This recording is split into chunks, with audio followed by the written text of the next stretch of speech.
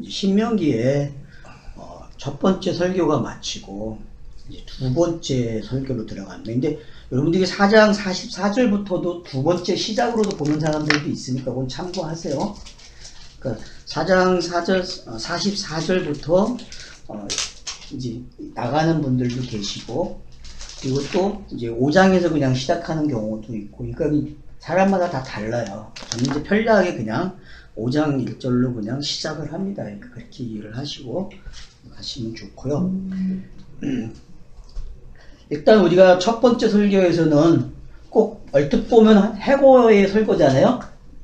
1세대가 경험한 것들을 모압 광야에서 다시 한번 들려주는 그런 해고하는 그런 설교였지만, 해고의 차원이 아니라 새 언약 시대를 열어주는 이야기로 우리는 이제 시작을 했습니다. 그래서 모세의 설교에는 역사가 없다, 새 언약 차원에서 해석되는 이야기다 라는 것을 제가 계속 강조해 왔고, 그런 면에서 이제 4장에서 결론을 잘 내려줬죠. 그 결론이 뭐죠? 결국은 너희는 특별한 백성이 됐다, 새로운 백성이 됐다, 1세대와 다르다, 이제 그런 이야기를 계속 강조해 줬습니다.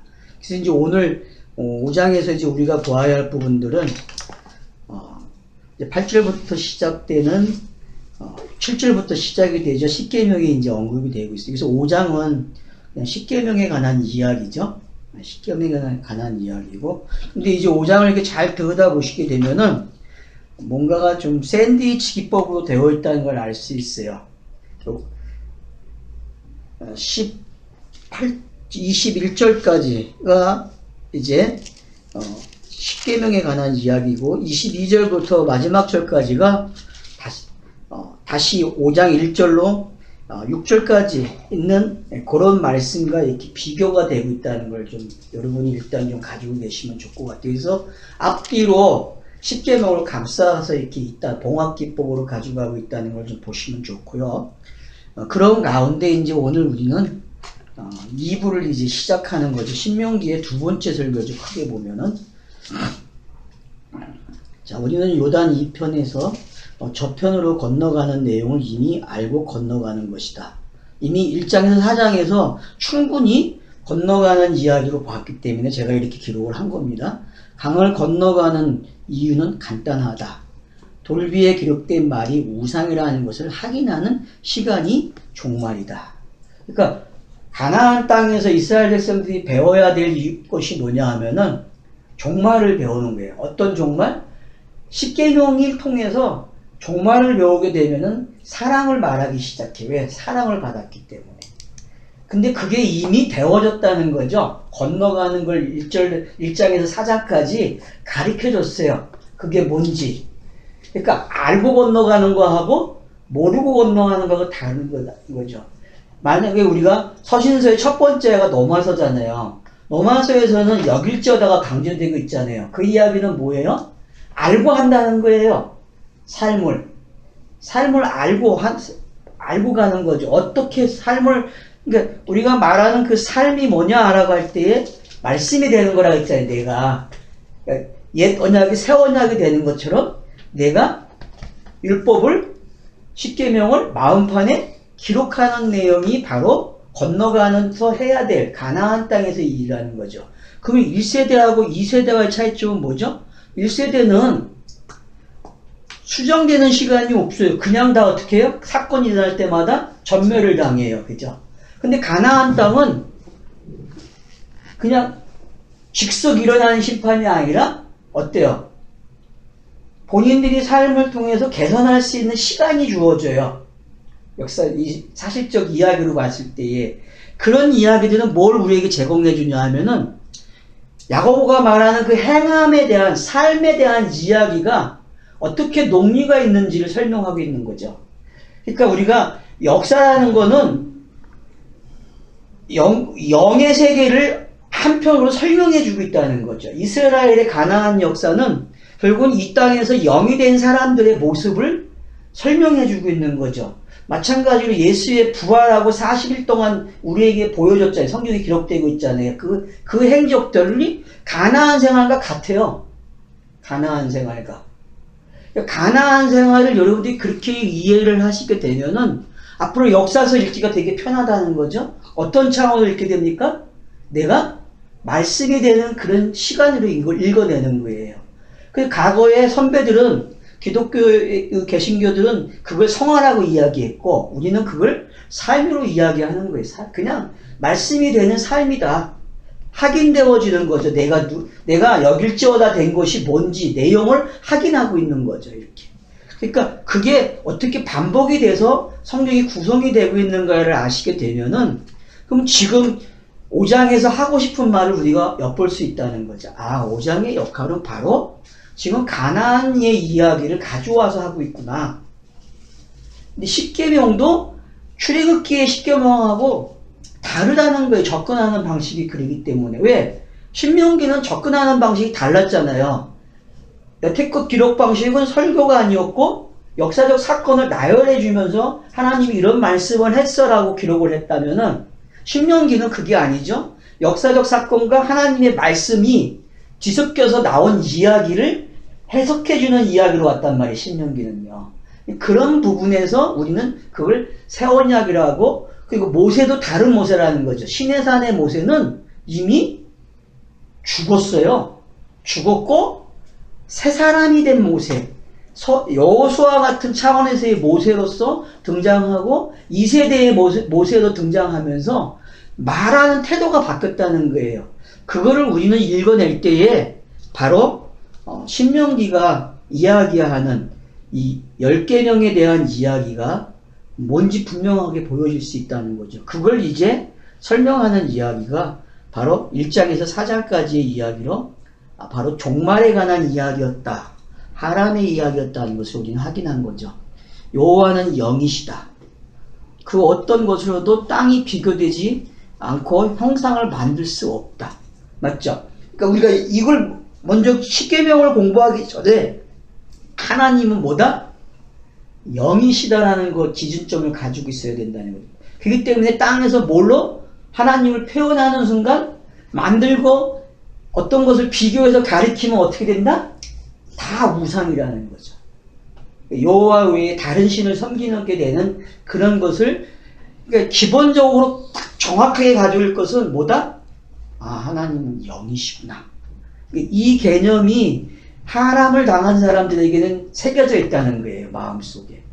그걸로 시작을 해야 된다는 거죠. 이 신명기는. 5장은 더 그렇다는 거죠. 더 들어왔기 때문에 이제 이야기가.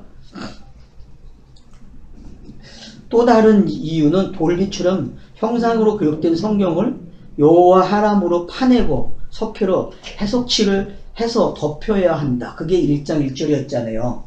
그러니까 신명기 1장 1절에서 우리가 본 게 뭐냐 하면은 통과를 하잖아요. 구를 통과하고 결국 강야 생활을 통과한 이야기란 말이에요. 그런 것이 경험된 사람들은 하는 일이 뭐냐 하면은 말씀을 어떻게 한다고요? 여기다가 기록하는 시간이다. 그걸 저는 이렇게 표현한 거예요. 그러니까 자, 그 후 성령께서 내 마음판에 기록하는 하람을 신명기는 기록하는 것이다. 2부가 마치면 우리는 바알보를 넘어서 전신갑주를 입고 원수를 사랑하고 있는 너를 확인하게 될 것이다. 그래서 뭘 입으라고요? 딱 이게 마치면은 전신갑주를 입는 거예요. 사도 바울 서신은 거의 다 무슨 이야기를 끝나요? 이 전신갑주 이야기를 끝나거든요. 그런 전신갑주를 가지고 있는 사람들은 이웃사랑이 그냥 되는 거죠. 자기 원수사랑도 되고 이웃사랑도 되는 거죠. 그래서 말씀을 나눠주는 일이 그냥 된다는 거예요. 그게 전도고 설거잖아요. 그 일이 정말 저는 이 신명기를 공부하면서 자연스럽게 그것들이 되기를 바래요. 이 공부를 같이 하는 분들이. 그런 면에서 저는 이 연구를 썼어요. 자, 그 다음 이제 본문으로 들어가 봅시다요. 본문에서 일단 1절로 6절을 우리가 한번 보겠습니다. 본문은 모세가 온 이스라엘을 불러 그들에게 이르되 이스라엘아 오늘 내가 너희 귀에 말하는 규례와 법도를 듣고 그것을 배우며 지켜 행하라. 자, 여기 이제 규례와 법도라는 단어, 우리가 이제 사장에서도 계속 본 단어고, 계속 신명기에서는 앞으로 규례와 법도라는 말로 나옵니다. 이 용어가 계속 나오는 용어가. 그러면 규례와 법도 그러면 그냥 우리 어떻게 가야 돼요? 그냥 믿음, 그냥 믿음으로 가라는 거야. 계속 제가 말씀드리는 게 규례와 법도 나오면 그냥 뭘로 가라? 믿음으로 가라. 믿음으로. 왜? 벌써 규례와 법도 나오면은 나열된 율법이 또 십계명으로 요약이 되고 그 요약된 단어를 뭘로 가져왔다? 규례와 법도로 가져왔다. 그렇게 이해를 하셔야 돼. 신명기에서는. 그 훈련이 잘 되면은 좋은 것 같아요. 그래서 너희 귀에 말하는 규례와 법도를 듣고 그것을 배우며 지켜 행하라. 결국은 듣고 그것을 배워서 지켜 행하라 그러거든요. 그러니까 가나안 땅에서 있을 일이 바로 요거예요. 요 과정이거든요. 그러니까 한편으로는 계속 말씀을 들어야 되고, 말씀을 들으면은 그것을 어떻게 해야 돼요? 지키라 그래요. 배우는 일이 일어나겠죠? 그리고 지키는 일이 일어나고 행하는 일이 일어나죠. 그러니까 땅에서 일어나는 일은 이게 반복되고 있는 거예요. 율법으로 하든 은혜로 하든 예수로 하든 그리스도로 하든 이거는 반복되고 있다는 거죠. 땅에서는. 근데 이거를 나라는 사람이 각자가 어떻게 보느냐는 거죠. 어떤 시선으로. 네마로 보느냐, 노고스로 보느냐, 또 크로노스로 보느냐, 카이로스로 보느냐, 이걸 예수로 보느냐, 그리스도로 보느냐, 이런 차이점만 있는 거거든요. 그러니까 문자적으로는 분명히 율법을 지키라고 하지만 훈련이 되고 성경이 보는 방법을 아는 사람들은 이걸 그냥 카이로스로 가져올 수 있고 네마로 가져올 수 있다는 거죠. 그러니까 우린 이제 그게 자연스럽게 된다는 거예요. 그게. 그래서 1절에서 말하고 있는 거에 대해서 너무 어렵게 갈 필요가 없다는 거죠. 이렇게만 이해가 되면은. 자, 그래서 우리 하나님 여호와께서 호렙산에서 우리와 언약을 세우셨나니 이 언약은 여호와께서 우리 조상들과 세우신 것이 아니요 우리를 여기 살아있는 우리 곧 우리와 세우신 것이라. 자, 시내산 언약을 자기들하고 세우지 않았대요. 그러면 지금 2세대는 어떤 모습이죠? 1세대는 시내산 언약을 맞대한 사람들이잖아요. 그러면은 2세대, 계수함을 받지 않은 2세대는 거기 세대에 들어갔어요? 안 들어갔어요?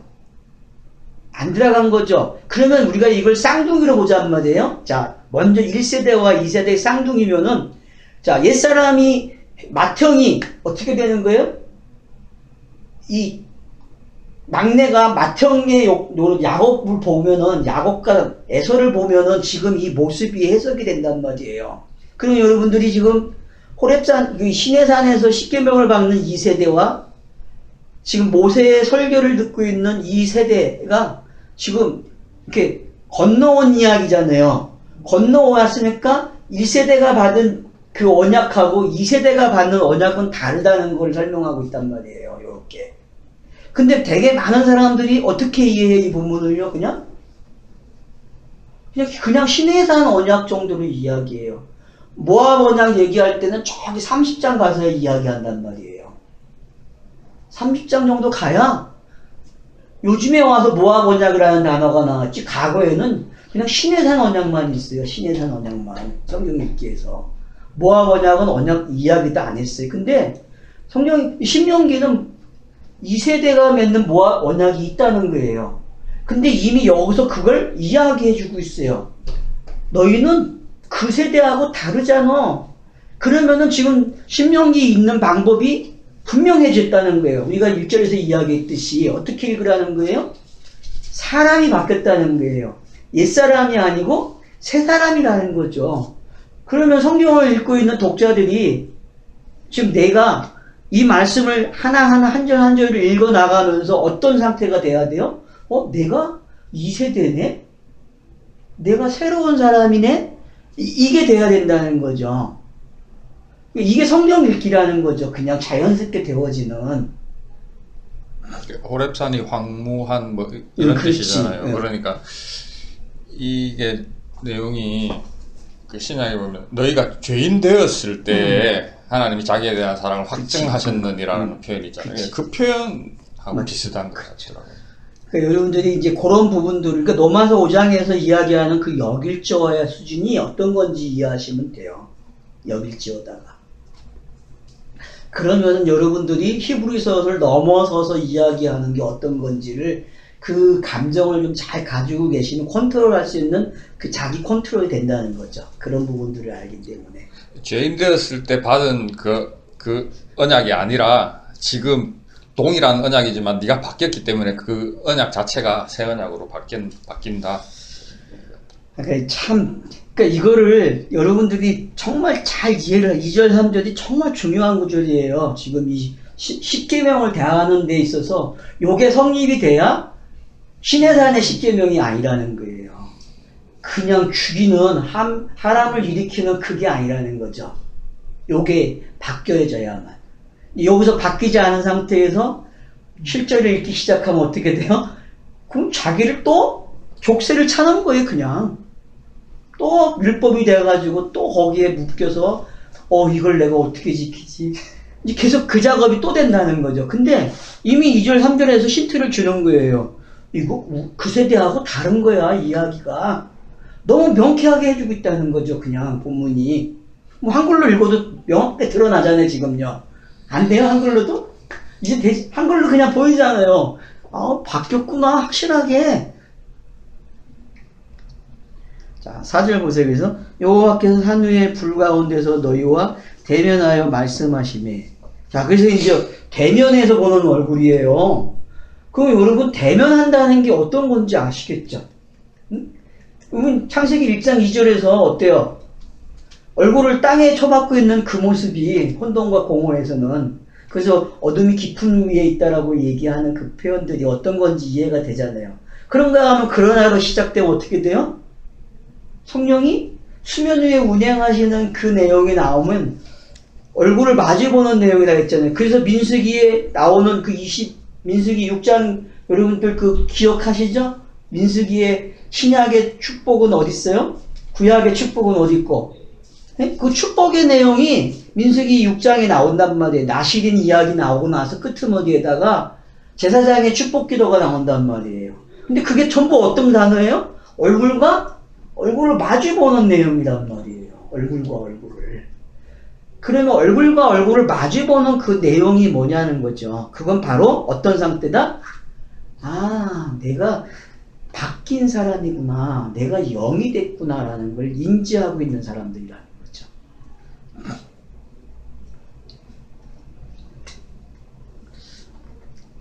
자, 그래서 이제 말씀을 하십니다. 그러니까 어때요? 그때 너희가 불을 두려워하여 산에 오르지 못함으로 내가 여호와와 너희의 중간에 서서 여호와의 말씀을 너희에게 전하였노라. 여호와께서 이르시되 너는 너를 애굽 땅 종되었던 집에서 인도하여 낸 내 하나님 여호와라. 불 앞에서 두려워하고 있는데, 그럼 5장이 이제 뒤로 가면 10계명 끝나고 나서 뒤에 있는 구절들을 보면은 뭐라 그래요? 자, 24절부터 한번 보세요.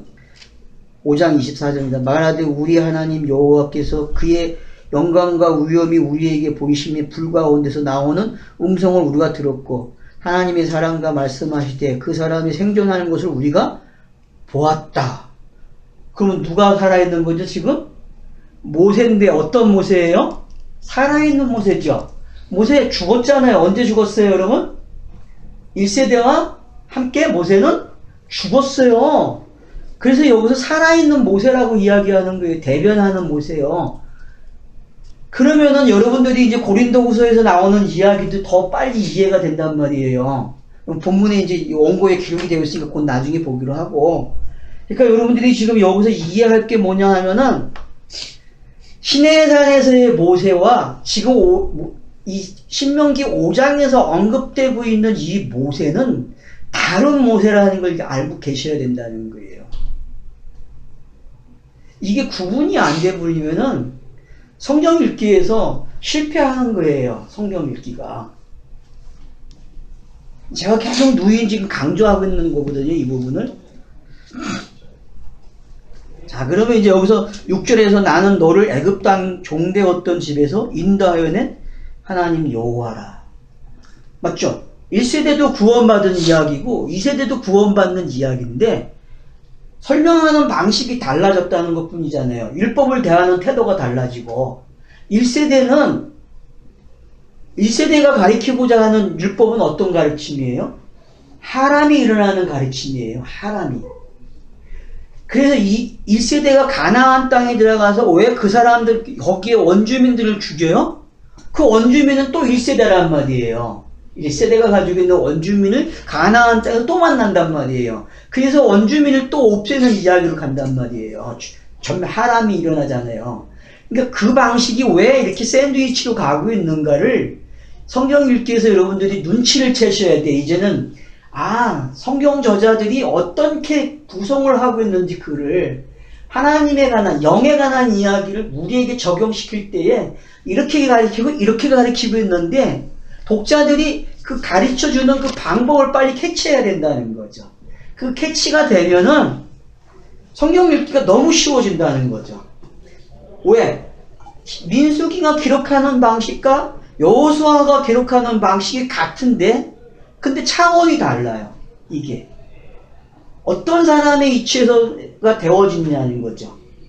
그러니까 우리가 히브리서 읽는 거, 히브리서에서 강을 건너가서 읽는 거하고 그냥 로마서를 보는 거하고는 달라요. 이게 느낌이, 이 어순이, 그 표현되는 것들이 달라지고 있단 말이에요. 그것처럼 1세대가 경험하는 이 강야 생활과 2세대가 가나안 땅에서 그 원주민을 그 전멸하고 있는 그 내용들은 좀 우리가 다르게 보자는 거예요. 왜? 이 땅에서 남아있는 삶, 내가 분명히 하나님의 자녀고 하나님의 아들이고 신부인데 그 신부로서 살아가는 이야기가 강야 생활처럼 비춰지는 사람도 있고 가나안 생활로 비춰지는 사람이 있단 말이에요. 그림이. 그러니까 자기가 녹익어지는 사람들, 하나님의 말씀이 내 마음판에 기록이 되고 내가 영인 게 확인이 되는 사람들은 제가 봤을 땐 가나안 차원이란 말이에요. 그 사람들은 살아가는 내용이. 그러니까 그 부분을 저렇게 구별해서 기록을 해놨으니까 우리도 구별해서 보자는 거죠. 그렇기 때문에 요걸 좀 정리를 하고 가시는 게 좋다. 그래서 애굽에서 나온 구원받는 거하고 강야에서 요단강을 건너가는 이 구원의 이야기는 좀 값이 좀 다르다는 거예요. 느낌이 이제 좀 이해가 되죠. 그런 부분들이. 그걸 좀 이해를 하시고 십계명을 들어가야 된다는 거죠. 그러면 이제 원고에 있는 내용을 좀 살펴보고요. 자, 본문은 출애굽기 19장 전체의 내용을 해석하는 것이 아니다. 모세는 과거의 모세가 아니다. 이미 거듭난 사람이다. 신명기는 이스라엘 백성들이 야곱처럼 이스라엘이 되는 내용이다. 알겠죠? 신명기는 야곱으로 시작해서 이스라엘이 됐다는 걸 확인시켜주는 내용.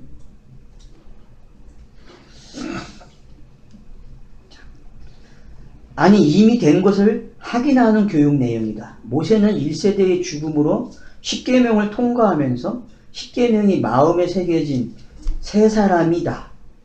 언약의 사실이 된 사신이 되어 오늘이 된 것이다. 그래서 여기 이제 언약의 사신이 됐다 그랬는데 여기 사신이 어떻게 들려요? 사신 그러면 어때요?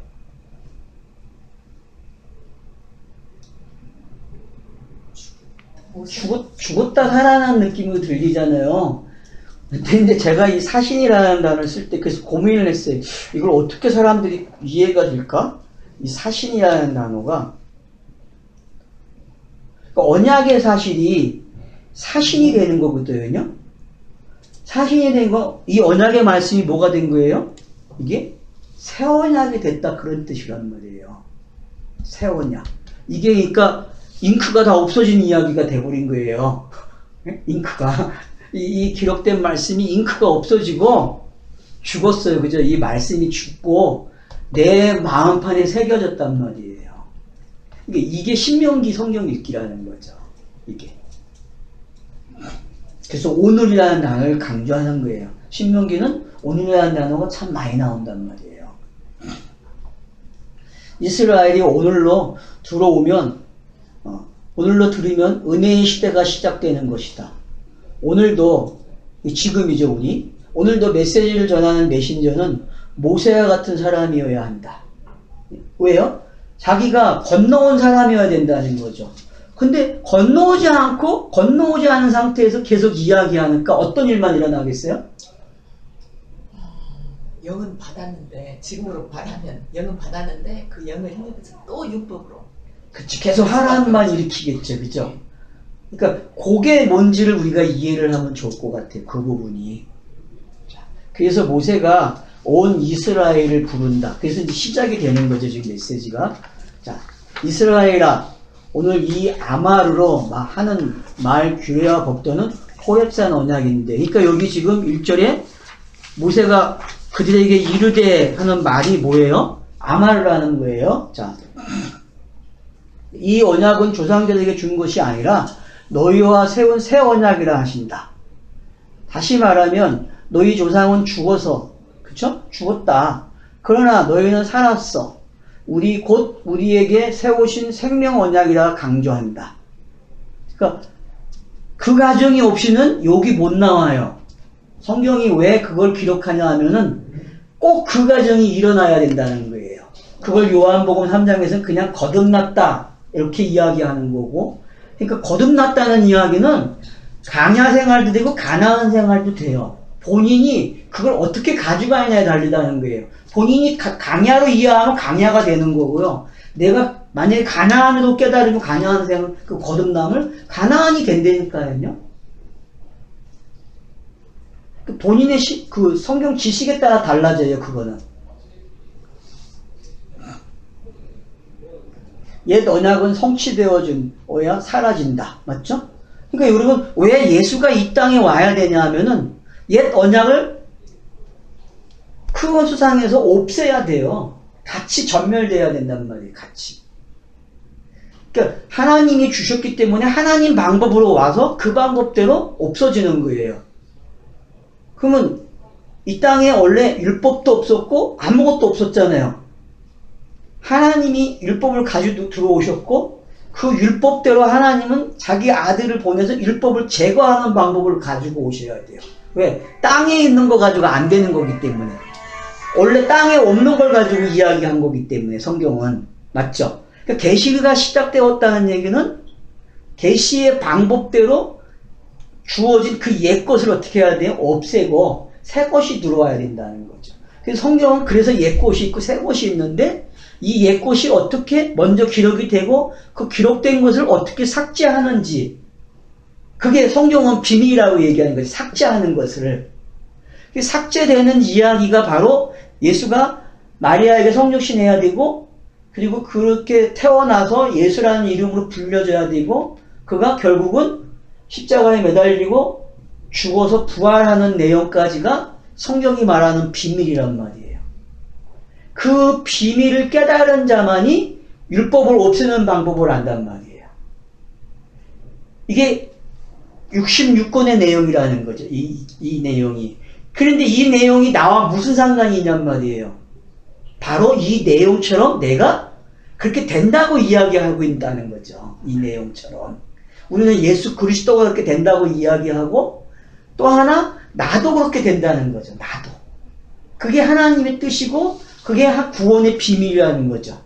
이제 그걸 지금 요 방법으로도 설명을 한 거예요, 이미. 지금 우리가 본 그 내용 속에 2절, 3절은 바로 그걸 설명했다는 거죠. 바로 이렇게 없어지는 거야. 이렇게. 옛 것은 하늘로부터 온 거기 때문에 그것도 하늘로부터 온 방법으로 없애고 다시 그래서 새 언약으로 오는 거야. 그걸 예수가 이렇게 감당을 하게 되는 거고, 그래서 성령의 시대가 이렇게 열리는 거고. 이제 그거를 우리에게 설명하는데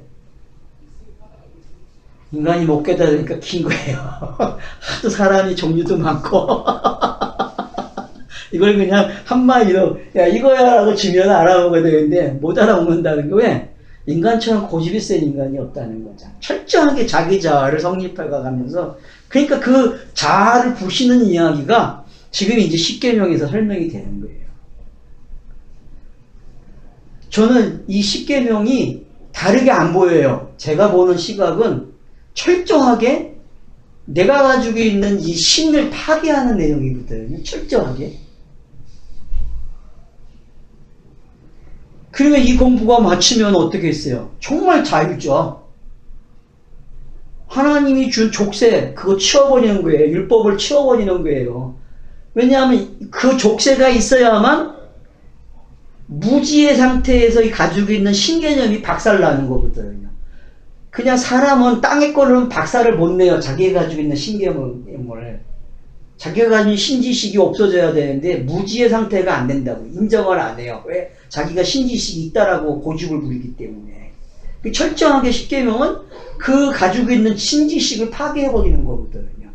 그게 그러면서도 또 1차적으로는 그런 내용이고 2차적으로는 기록된 성경은 어떻게 해요?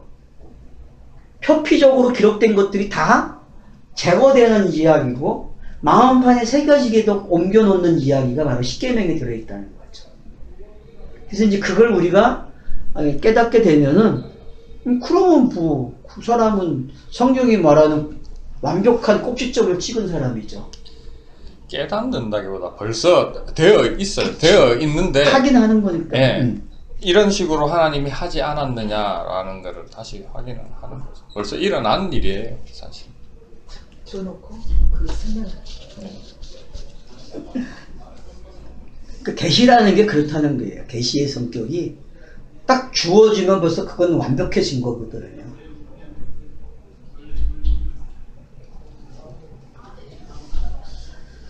그래서 이제 성취가 언약이 옛 언약이 새 언약이 되는 거는 땅의 사람들에게 달려 있어요. 기도하라는 거죠.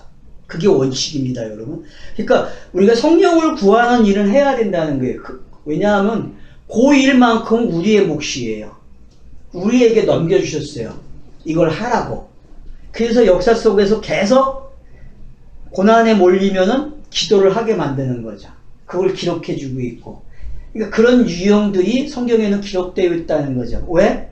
우리에게 힌트를 준 거죠. 너네들도 옛 언약에서 벗어나고 싶으면 어떡하라? 새 언약으로 오려면 기도를 해라는 거예요. 기도 안 하면 안 된다는 거예요. 이거는 꼭 필요하다는 거죠. 그래서 성령을 구하는 기도는 꼭 하셔야 됩니다.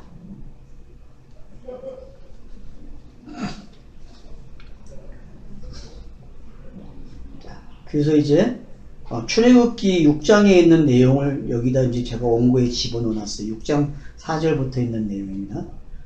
가나안 땅 곧 그들이 우고하는 땅을 주기로 그들과 언약하였더니 이제 애굽 사람의 종으로 삶은 이스라엘 자손이 신음소리를 듣고 내가 듣고 나의 언약을 기억하노라. 그래서 이 말씀은 뭐예요? 기도했다는 이야기잖아요. 그죠? 신음소리를 듣고 내가 응답을 한다. 그럼 율법을 통해서는 정말 율법 공부를 잘하는 사람은 어떤 일이 일어날까요? 나 좀 살려주세요. 그죠? 그 말이 나와야 된다는 거죠. 그러니까 애굽에서 이스라엘 백성들이 나 좀 살려주세요. 언약을 좀 기억해 주세요라고 외친 거와 똑같다는 거죠. 그게 정말 나와야 된다는 거죠. 그게. 그러므로 이스라엘 자손에게 말하기를 나는 여호와라. 내가 애굽 사람의 무거운 짐 밑에서 너희를 빼내며 그들의 노역에서 너희를 건지며 편팔과 여러 큰 심판들로 너희를 속량하여 너희를 내 백성으로 삼고 나는 너희의 하나님이 되리니 나는 애굽 사람의 무거운 짐 밑에서 너희를 빼낸 너희의 하나님 여호와인 줄 너희가 알지라. 이게 성경의 이야기라는 거죠.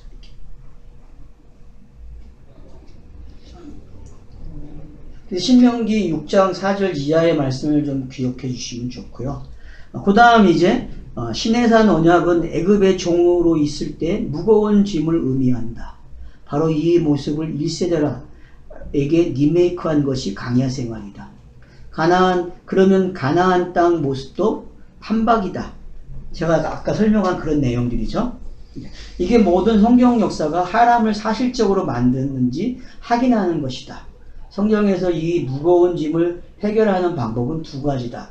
대신 재물이 죽는 거다. 그쵸? 그게 항상 율법이 주어지고 나서 이거 율법에 걸리면은 이 방법으로 해결된다라고 하는 알려주는 방법이었죠.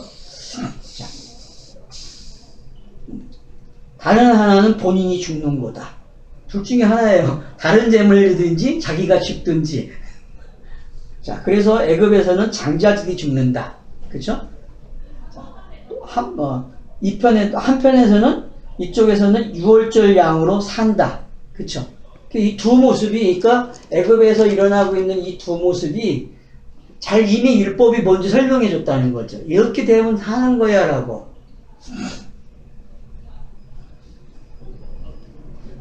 강야에서도 속죄의 제사, 희생 제사를 자기의 죄로 죽는 하람이 있다. 그래서 여러분들이 레위기서에 나오는 그 두 염소나 붉은 송아지 이런 것들이 다 어떤 건지, 그리고 바알볼 사건이 어떤 건지 다 안단 말이에요. 그런 것들이 결국은 희생제사와 같은 의미로 설명이 되고 있는 거죠. 가나안에서 하람으로 죽든가 포로가 되어 이방인이 된다. 그렇죠? 가나안으로 오면 또 이야기가 어떻게 돼요? 거기서 살다가 죽든가 이방인이 되는 이야기란 말이에요. 둘 중에 하나예요. 자, 그러면 우리가 여호수아부터 가나안 땅에 들어간 이야기인데 그 이야기 속에서 볼 게 많다는 거예요. 그런 부분들이 앞으로. 자, 신약에서는 언약의 사실로 응답한다. 인자 예수는 마태복음 11장 25절 이하에서 그때 예수께서 대답하여 이르시되 천지 주제이신 아버지여 이것을 지혜롭고 슬기 있는 자들에게 숨기시고 어린 아이들에게는 나타내심을 감사하나이다. 옳소이다. 이렇게 된 것이 아버지의 뜻이니이다. 내 아버지께서 모든 것을 내게 주셨으니 아버지 외에는 아들을 아는 자가 없고 아들과 또 아들의 소원대로 계시를 받는 자 외에는 아버지를 아는 자가 없나이다. 수고하고 무거운 짐 자들아 다 내게로 오라. 내가 너희를 쉬게 하리라. 나는 마음이 온유하고 겸손하니 나의 멍에를 메고 내게 배우라. 그리하면 너희 마음이 쉼을 얻으리니 이는 내 멍에는 쉽고 내 멍에는 가벼우니라 하시니라. 그러니까 지금 마태복음 11장 25절 이하에 있는 말씀을 왜 제가 인용해 왔냐면은 예수가 결국은 수고하고 무거운 짐이 이게 뭔지를 설명해 주고 있다는 거죠. 그러니까 모세가 강야 생활을 이끌어가는 모습은 한편으로는 누구의 모습이 수고하고 무거운 짐 예수를 모형해주고 가는 모습이란 말이에요. 그런 것들이 매치가 되고 있고, 그리고 결국은 모세가 하지 못한 부분을 예수는 어떻게 합니까? 더 업그레이드 되죠. 그죠? 그런 차원이 어떻게 다른가를 우리가 알게 되면은 성경 읽기가 아주 자연스럽게 된다는 거죠. 자, 그래서 이제, 사실과 사실을 건너 진리로 넘겨준다. 예수는 이제 그렇게 된 거지. 그러니까 사실을 받고 진리로 넘겨주는 게 그리스도로 오는 이야기란 말이에요. 성경 읽기가. 그래서 여러분들이 사실과 사실이 어떻게 맞떨어지는지도 확인이 돼야 돼요. 짝이 그렇게 딱 되기 때문에. 그럼 그 짝이 어떻게 또 진리로 넘어오는지를 봐야 된다는 거죠. 그러면 이제 그때부터 그걸 보이는 사람들은 창세기 1장 1절부터 뭐로 볼 수 있다는 거예요? 성경은 네마로 읽을 수 있고 카이로스로 읽을 수 있다는 거예요. 이 과정이 일어나면.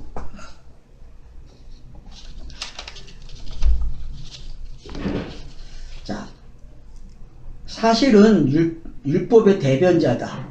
그쵸? 이게 사실로 지금 기록되어 있잖아요.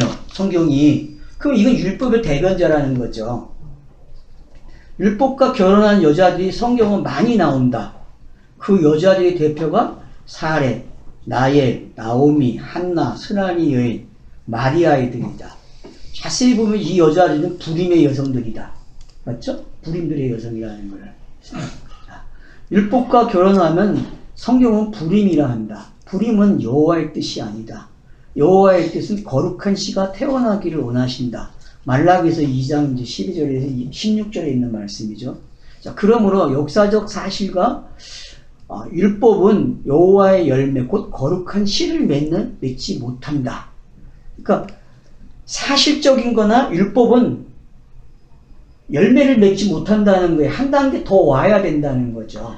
근데 많은 사람들이 사실과 율법을 가지고 열매를 맺었다고 이야기하니까 그 현실을 모른다는 거죠. 성경 믿기가 안 되는 거죠. 이런 내용이 구약의 사실적 변론이다. 그래서 여러분, 만약에 가나안 땅이 젖과 꿀이 흐르는 그냥 역사적 땅이었다면은, 그게 언약의 꼭지라면은 거기서 추방당하면 안 돼요. 그죠? 그리고 이스라엘 민족이 표피적으로 망해서도 안 되고 끌려가서도 안 되는 거예요. 거기서 영구히 살아야 돼요. 그러니까 그냥 표피적으로도 알 수 있다는 거죠. 그게 가짜라는 것을. 그래서 성경이 가짜라는 걸 확인시켜주는 방법이라는 거죠. 이방인이 된다는 것은 이스라엘이. 근데 그걸 그렇게 안 읽는다는 거야. 참 재밌는 현실이죠. 성경이 그렇게까지 나열해 놨는데 사실적으로도. 근데 전혀 그걸 그렇게 안 받아들인다는 거야. 그러니까 고집. 그렇죠. 그러니까 목이 곧은 백성이 뭔지 모른다는 거죠. 그걸 구약에서 일어났고 또 신약에 오실 예수를 기다리니까 또 예수가 와서 또 해주겠네. 그럴 수도 지금 있겠네. 기다린다 이거. 지금도 기다리고 있죠? 네. 그럼 개신교도 기다리고 있잖아요. 둘 다 똑같은 입장을 기다리고 있다는 거죠. 근데 성경은 이미 종교를 지웠는데, 야, 끝났다. 역사에서 없다. 더 이상 이야기도 없고 아무것도 없다. 이거밖에 없다고 얘기하는데, 그게 뭔지를 깨달은 거와 모른다는 거와 엄청나다는 거죠. 그 이야기가. 그러니 지금 우리가 미친 건지 저 사람들이 미친 건지 모르겠어. 내가 봤을 때는 참. 이게 내가 이 글을 쓰면서도 혼자 생각하는 게, 저렇게 뻔히 보이는 이야기를 왜 못 보지? 근데 이제 그게 함정에 걸리는 게 사도 바울이라는 거죠. 사도 바울이 로마서 9장에서 11장에서 이 이스라엘과 이방인을 놓고 해석, 표피적으로 그려준 거를 못 깨닫는다는 거예요. 그게 뭔지를. 그러니까 개신교가 거기에 걸려든 거거든요. 그래서 세대주의가 난 거란 말이에요. 그래서. 로마서 9장에서 11장까지의 내용을 요 사실적으로만 보는 거예요. 사실적으로만. 하여튼 그런 의미에서 우리는 같은 병이 걸렸다니까요. 근데 참 신기해요, 이 부분이. 근데 이걸 못 본다는 거예요, 사람들이. 왜 이걸 못 보지? 분명히 아니라고 가르쳐주고 있고, 아브라함부터 이삭이 아니라고 가르쳐주고 있는데, 계속 이거 아니야 라고 가르쳐주고 있는데, 심지어는 솔로몬도 놓고 하나님이 가르쳐주는데, 솔로몬이 타락하는 이유가 뭐야 도대체? 완벽해야 되는데, 그게 언약이라면은 맞잖아요. 그러니까 전혀 못 본다는 거, 그런 부분들을. 참 안타까워요. 그래서 어떻게 해야 됩니까? 이런 내용이 구약의 사실적 결론이다. 여호와의 하나님은 자기 백성들이 남편에게 이혼 증서를 받든지. 그래서 여러분들이 성경을 읽으면서 어떻게 해야 돼요? 이혼 증서를 받아야 된다니까? 받으셨어요? 진짜 받아야 된다니까, 이혼 증서를. 껍데기로 안 읽히면 받은 겁니다, 그게. 자, 사별을 하든지, 그쵸? 네, 죽어야 돼. 이혼 증서를 받든지 사별. 그러니까 왜 신명기에 이런 제도가 나오는지를 알아야 된다니까요. 이런 게 왜 나오는지를.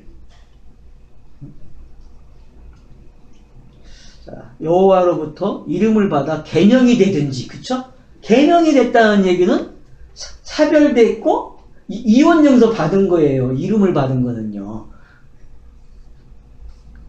그렇지 않으면 어떡하려? 기도하든지. 여러분 뭐 할 거예요 도대체? 나에게 이제 어떤 일이 일어났어요? 다 일어났어요?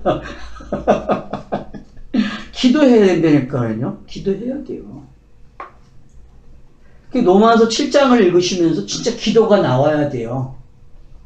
기도가. 그러니까 사도 바울은 난 그 모습이 기도하는 모습 같아. 제가 죄를 진다 그러고 오라 나는 공고한 사람이라, 이런 말이 정말 솟구쳐 올라오는 성령을 구하는 기도라는 거죠. 그런 것들이.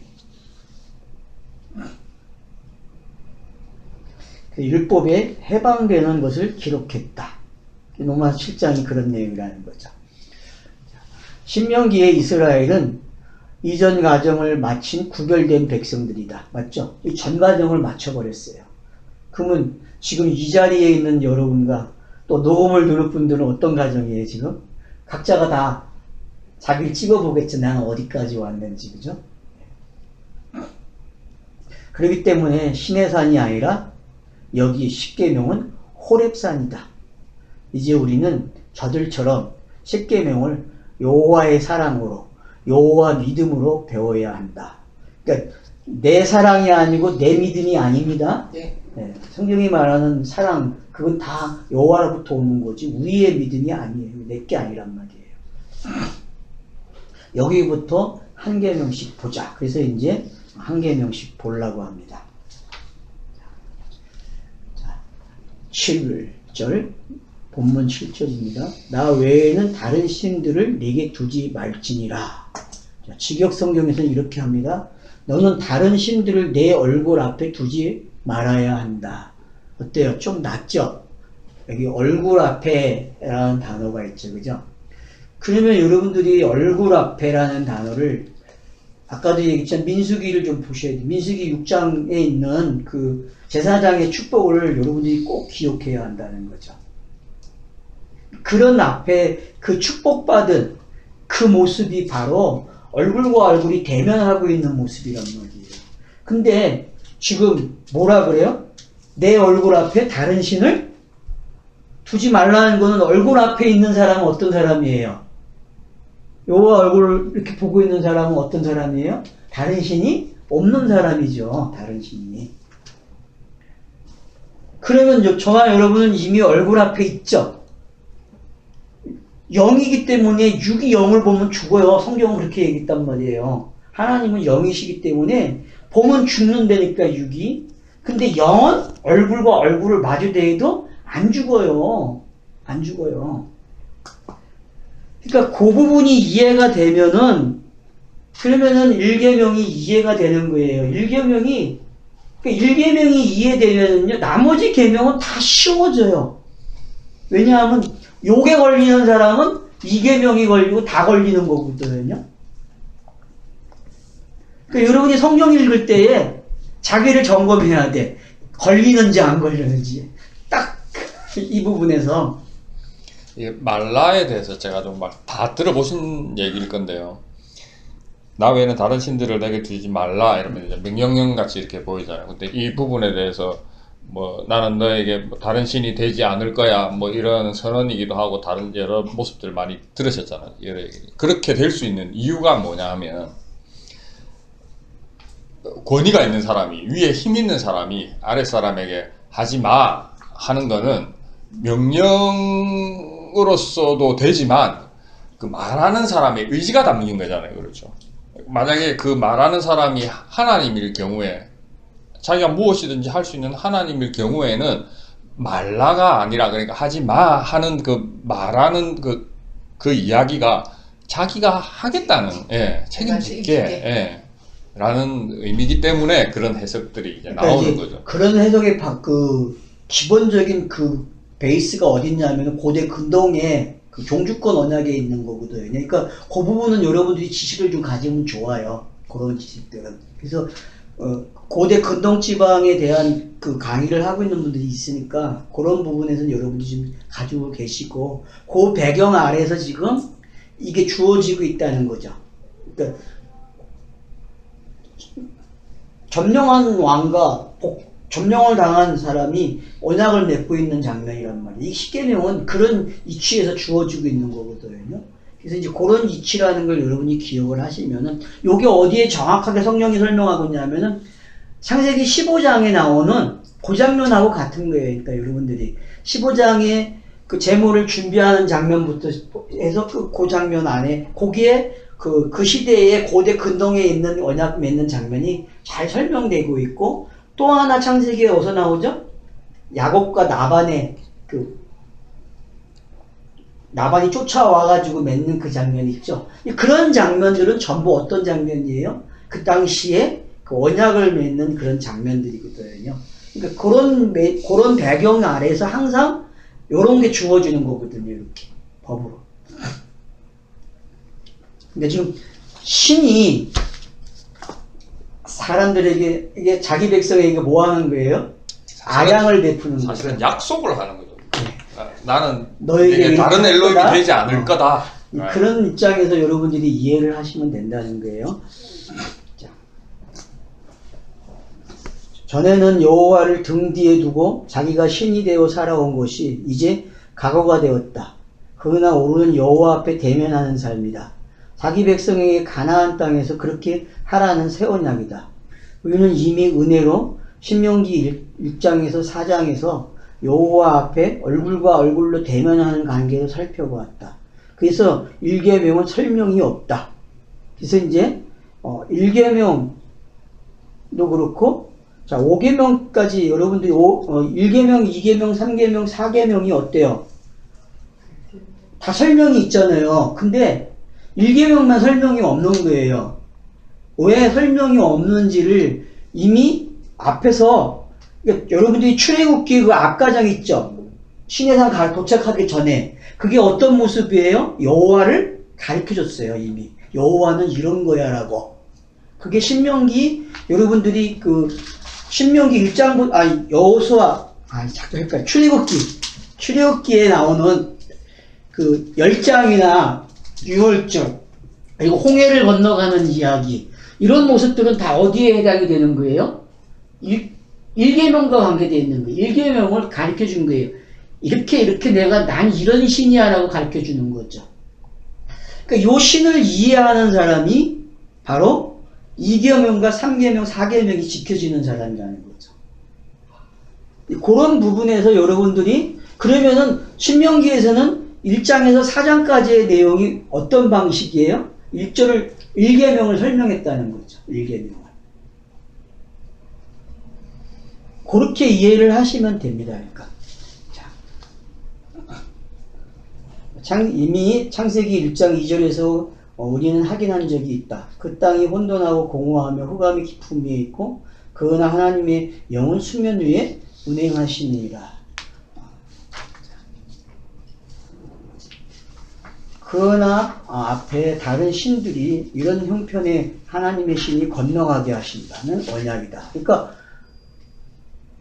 그 혼돈과 공허에 있는 상태에서 이렇게 건너오는 이야기가 여호와가 하신 일이고 그게 여호와의 특징이잖아요. 다른 신과 구별되는 이야기잖아요. 그러니까 그 지식이 있는 사람이 어떤 건가를 지금 설명하고 있는 거죠. 그러니까 대면한다는 게 어떤 건지를 우리가 이해하게 되면은 신개념이 성립이 되는 거예요. 그래서 이제 여러분들이 그걸 가장 잘 설명하는 것이 고린도후서 3장 6절 이하에 있는 내용이죠.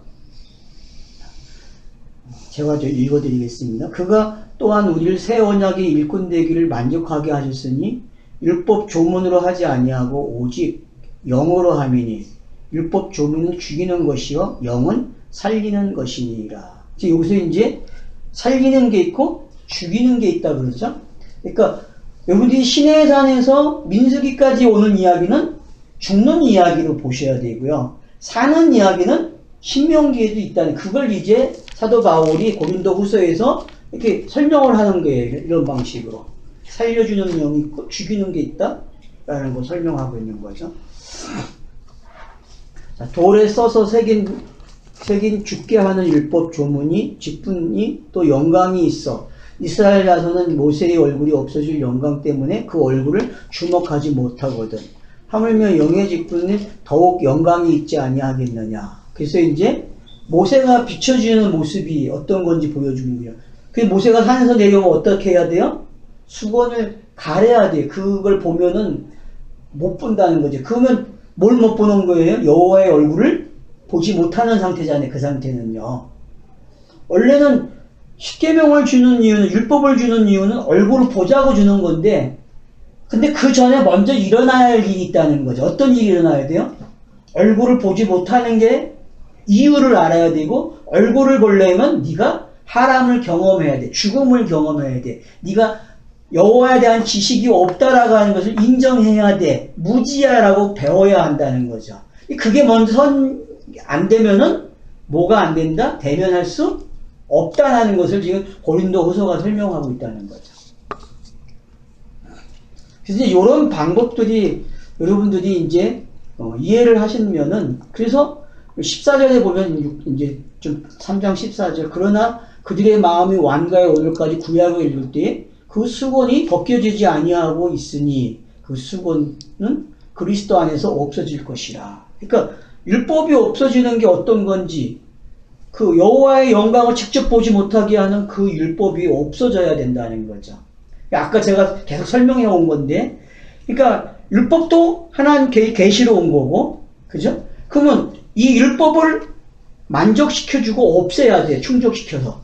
그러면은 율법이 요구하는 건 뭐 순종이잖아요, 그죠? 순종할 사람이 필요하다는 거예요. 그래서 성령으로 잉태돼서 예수가 태어나서 죄 없는 몸이라 그러죠, 히브리서에서. 그죠? 그 죄 없는 몸으로 와서 율법의 요구를 완성시키는 거죠, 순종함으로. 그 내용이 지금 여기에 다 들어있고 십계명 안에서 설명이 되고 있다는 거예요, 전체적으로.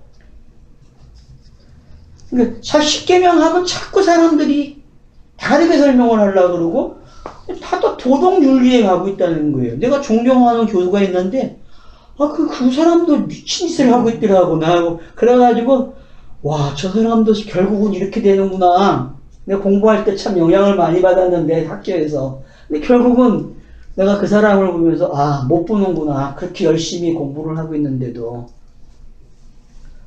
수건을 벗어야 된다는 게 뭔지를 모른다는 거죠. 없어져야 된다는 게. 오늘까지 모세의 글을 읽을 때에 수건이 그 마음에 덮었도다.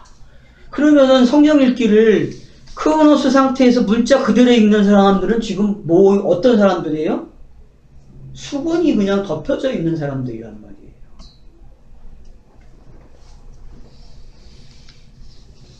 그러나 언제든지 주께 돌아가면 그 수건은 벗겨지리라. 주는 영이시니 주의 영이 계신 곳에 뭐가 있다? 자유가 있다. 그냥 자유가 있어요. 그러니까 율법이 어떻게 벗어나는지 설명한 거잖아요, 지금요. 아니, 주께 돌아가면 한자 더 넣으면 되겠네. 돌아가시면. 주께서 돌아가시면. 아니, 내가 주께 돌아가시면. 아무튼, 자, 그러니까 지금 우리가 신명기를 요 방식대로 보고 있다는 거예요. 어디까지요? 문자에서 시작돼서 온 이야기로. 그래서 수건이 벗겨진 이야기를 지금 신명기에서는 보자는 거죠. 제가 보자는 이야기는. 자, 18절에 보면 우리가 다 수건을 벗은 얼굴로 거울을 보는 것 같이 주의 영광을 보며 그와 같은 형상으로 변하여 영광에 이르니 곧 주의 영으로 말미암이니라. 근데 여기 거울과 같은 거라 했죠. 거울, 얼굴과 얼굴로 봐야 되는데 얼굴을 거울로 표시했어요. 아직 아니죠. 여러분들이 그러니까 고린도 정도, 그러니까 히브리서를 넘어가는 거하고 못 넘어가는 거의 차이점을 구별할 줄 알면 되게 좋아요. 성경 읽기에서는요. 앞으로는. 왜냐하면 무게감이나 표현하는 방식이 다르다는 거예요. 이제 그거를 좀 여러분들이 깊이 묵상을 하셔야 돼요. 왜냐하면은 그게 이제 히브리서 6장에서 가르쳐주고 있는 힌트거든요. 그런 것들이. 그것까지 가야만 정말 성경의 진리가 너를 자유케 한다는 게 어떤 건지 아는 것 같아요. 제가 이제 거꾸로 공부를 해보니까. 그래서 히브리서가 누가 썼는지 모르니 아니 그렇게 불분명하게 표현하는 이유가 그것도 참 재밌죠. 그렇죠. 분명히 사도 바울이 쓴 거 맞는데. 그러니까 사도 바울이 그만큼 바뀐 상태에서 썼다는 걸 또 뭔가 표현하고 싶은 거예요. 우리도 구약을 읽을 때 얼굴에 수건이 벗겨져야 한다. 새 언약으로 오라는 얘기죠. 그래야 그리스도로 모든 성경이 읽어진다. 그러면 성경이 마음에 기록된다. 이것을 바울은 우상숭배하지 않는 것이라 하신 것이다. 맞죠? 우리가 신명기 모세는 시내산에서 나오는 모세가 아니라는 것 확인했다. 그러면 이제 그리스도의 충만한 얼굴로 여호와 앞에 대면하며 우리는 사는 것이다. 아멘입니까? 우리는 대면에서 사는 거잖아요, 지금요. 이 기분을 아냐면 거지. 이 기분이 이게 어떤 건지. 그러므로 다른 신은 율법이다. 알았죠? 다른 신이 그래서 율법이라는 거죠. 오세요. 우리는 율법에서 졸업했다. 오늘은 말씀이 마음에 기록되고 있다. 그래서 성도는 종말을 살면서 현재로, 오늘도 영으로, 내일도 계속 영으로 계속 산다. 그래서 이제 우리 뭐로 살아요? 네, 영으로 사는 이야기다.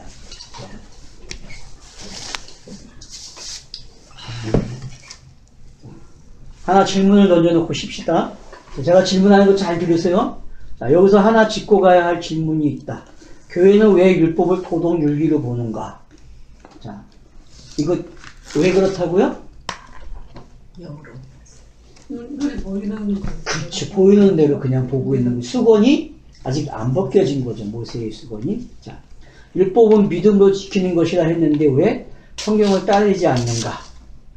자, 창세기 26장 5절 말씀입니다. 이게 여러분 이 말씀은 꼭 가지고 계셔야 된다는 거예요.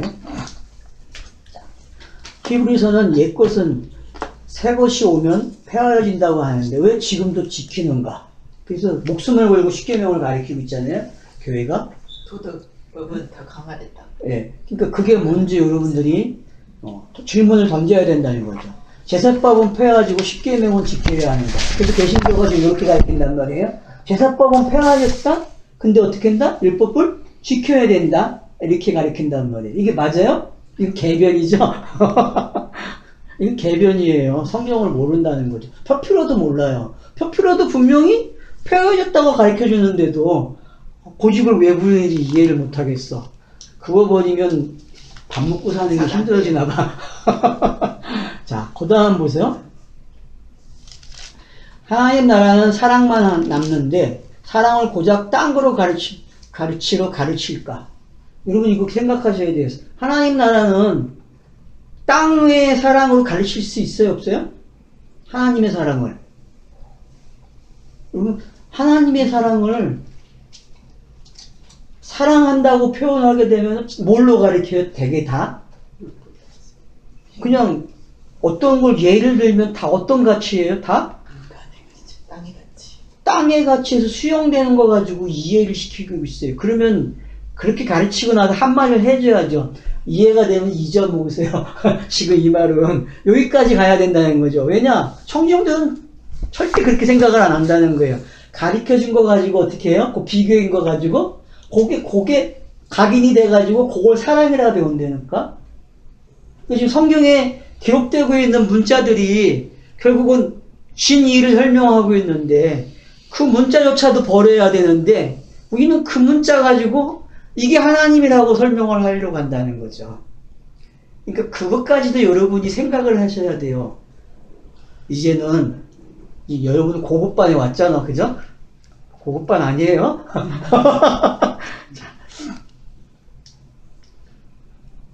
자, 요한복음 13장에서 17장에 세 계명을 주시며 설명하는 아들의 말에 왜 우리는 순종하지 않는가? 그러니까 너무 모른다는 거. 요한복음 13장에서 17장까지의 내용을 깨닫질 못해요. 그걸 읽어내질 못해요, 사람들이요. 눈이 있는데, 귀가 있는데, 그 눈과 그 귀로는 못 읽어낸다는 거예요. 윤리도덕을 말하는데 왜 세상에서 욕을 먹는가?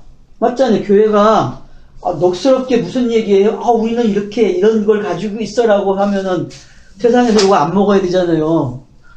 근데 이스라엘도 그렇고 다 욕 먹고 살아요. 율법을 가지고 있는 사람들은요. 바리새인들과 사두개인들에게 예수께서는 너희 아비는 처음부터 뭐라고 해요? 마귀라 한다. 화 있을진저. 무슨 뜻인지 하신 말씀인가? 그러면 율법을 땅의 가치로 평가하고 지켰다고 너스레를 부리는 이들에게 십계명을 어겼다고 사도 바울이 말한다. 땅의 사실적 가치도 지키지 못하는 주제에 하늘의 가치도 보지도 못한 이들이 영생을 이야기하고 있다. 이게 현실이라는 거예요, 지금요. 유대인이든 기독교든 천주교든 성경을 가지고 있는 사람들이 이렇게 너스레를 떨고 산단 말이에요. 세상의 비난이 들리는가? 너희는 우리의 마지막 보류인데. 맞죠? 세상 사람들이 너희만은 진리를 말해야지 그런 말 안 들리니까 여러분은? 저는 그게 들려요. 너네 너스레 그만 떨고 너네는 뭘만 얘기하라고? 도덕 열리 말하지 말고 진리만 말하라고. 우리는 진리를 듣고 싶은 거야. 도덕 윤리를 듣고 싶지 않다고 말하는 소리가 들려야 되는데 안 들린다는 거예요. 여러분은 들리세요 그게? 세상 사람들이 나는 너네들에게 진리를 듣고 싶다고 하는 말이 들리냔 말이에요. 만물이 다 하나님 아들들이 나타나는 걸 기다리잖아요. 그래. 고대하죠. 예, 그렇죠. 단식한다고 예. 그러는 거 맞아요. 그러니까 그게 지금 정말 우리가 할 일이 이거라는 거죠.